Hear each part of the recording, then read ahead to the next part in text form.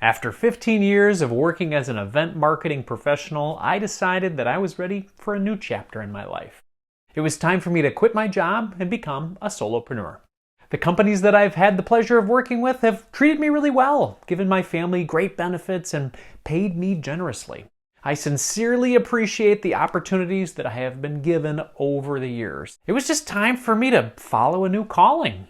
When I started my podcast in 2016, it was just a hobby.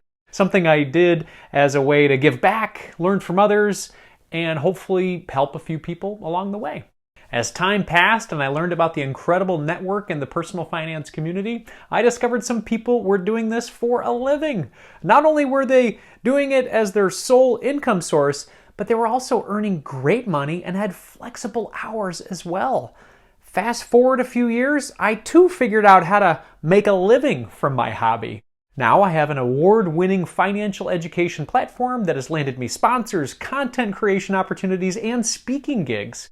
This wave of opportunity, combined with my passion for helping families build wealth and thrive, it was too hard to ignore. So I went for it.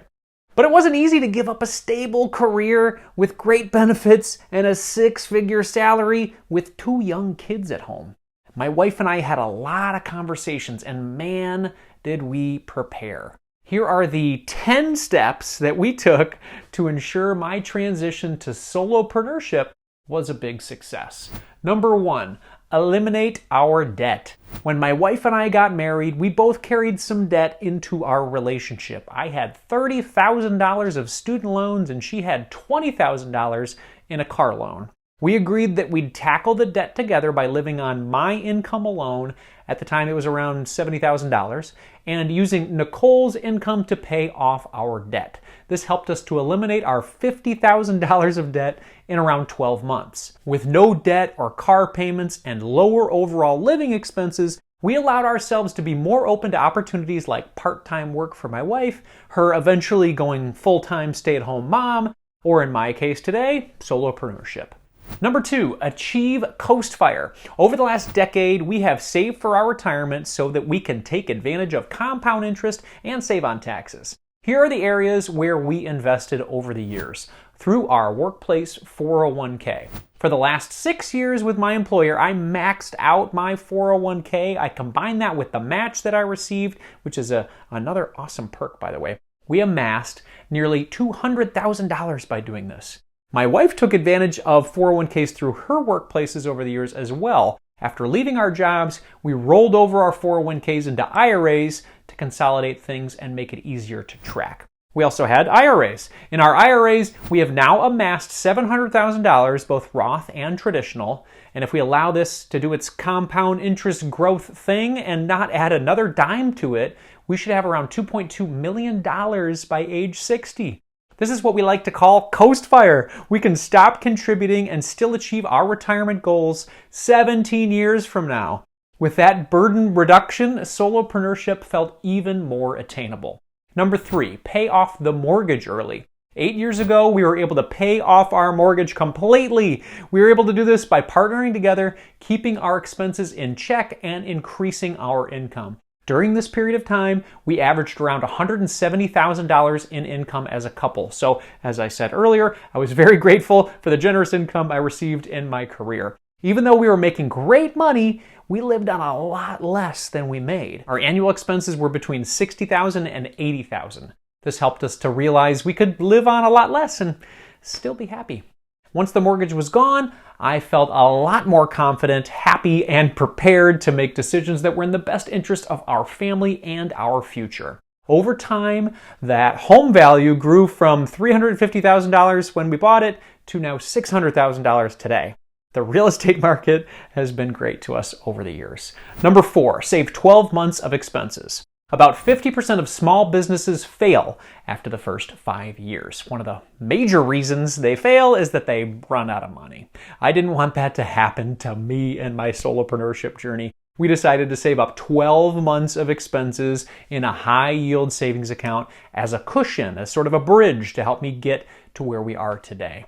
Today we use Crew as our high yield account of choice because it comes with a saving and checking account all in one. At the time of this recording, we're getting 3.7% APY on both our checking and our savings. Last month we got $180 in interest for doing nothing. Check them out in our partner link below, and you'll get an additional 0.5% APY for the first 3 months. We use Crew and would highly recommend them. Okay, back to the story. Having this 12 months of expenses saved in our high yield account made us feel protected as our income was going to be unpredictable at the beginning. No steady paycheck anymore, right? If you're not doing a career thing. Originally, we were going to use this money to buy our first rental property, but we've since decided against that. This now small business that you're watching is our first big investment instead. Number 5, research the cost of healthcare. One thing that I was always worried about was the cost of healthcare with this change. If I lost my benefits, how would I get coverage and take care of my family?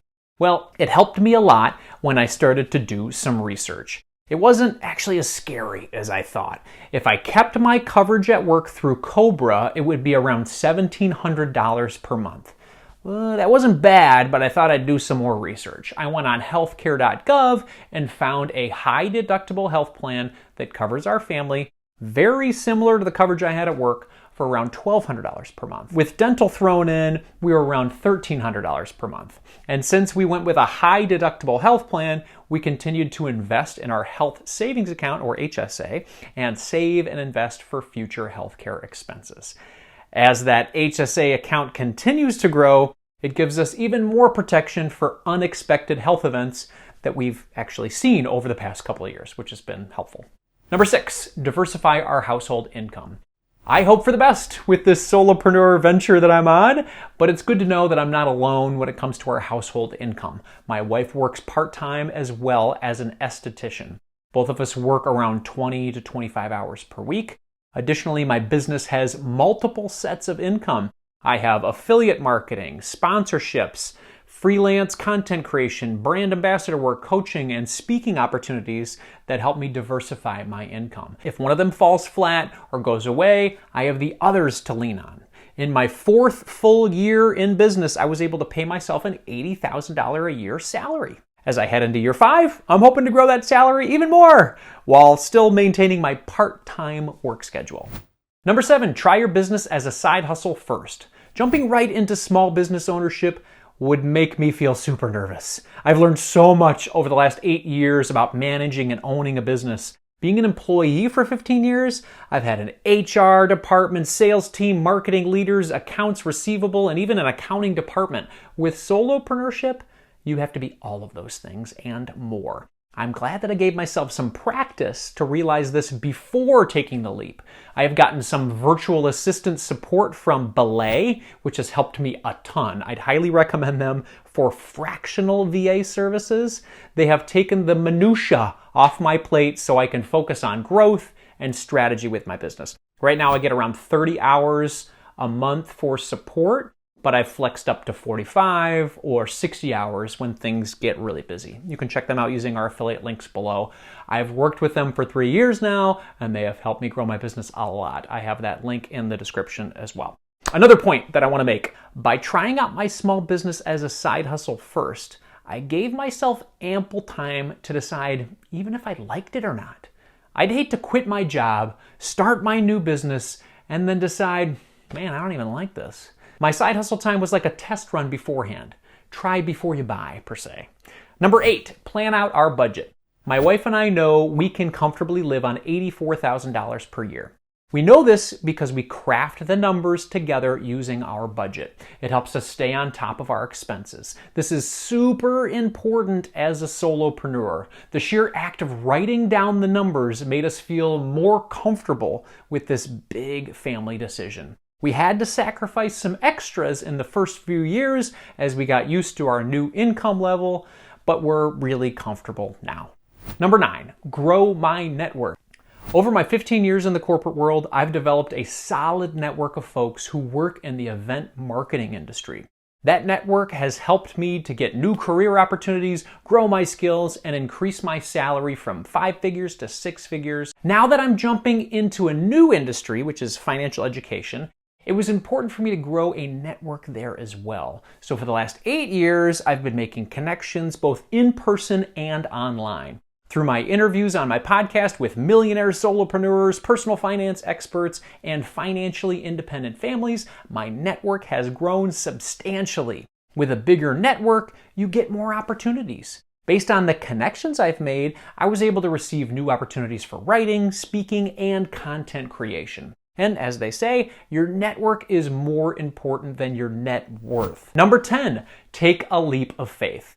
I like to think I was very prepared for this big decision, but I know there are thousands of things that I'm yet to learn. After all, I have never been a small business owner before. I've seen days of failure already, and I know more failures will come. There will be rough days ahead, but I know there will also be some big wins in my future, and those days are going to be incredible ones. I know either way, my family will be there to give me a hug and say, "You're doing your best.